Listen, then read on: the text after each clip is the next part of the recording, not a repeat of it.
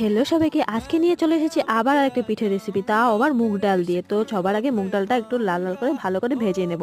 আর তারপরে মুগ ডালটাকে ভালো করে ধুয়ে এটাকে নুন দিয়ে ভালো করে একটু সিদ্ধ করে নেব। এর মধ্যে আমি একটা পুর বানিয়ে নেব, নারকেল আর খেজুরের গুঁড়াটাকে ভালো করে মেখে নেব। আর এদিকে দেখো আমার ডালটাও সিদ্ধ হয়ে গেছে, তো ডালটা একটু ঠান্ডা হতে রাখবো, পুরো ঠান্ডা করবো না। এদিকে আমি পুরটাকে একটু ভালো করে পাক দিয়ে নেব, যখন দেখবে একটু একটু আঠা আঠা হয়ে যাচ্ছে তখনই নামিয়ে নেব। আর এদিকে দেখো ডালটা একটু ঠান্ডা হয়েছে, পুরো ঠান্ডা হয়নি। তো এর মধ্যে দিয়ে দেবো আমি চালের গুঁড়ো পরিমাণ মতো, দিয়ে একটু ঠান্ডা হলে হাত দিয়ে একটু ভালো করে একটা ডো মতো বানিয়ে নেবো। আর সেটাকে থেকে একটু একটা করে লেচি কেটে নেবো। দেখো আমি করে নিয়েছি ছোট ছোট করে।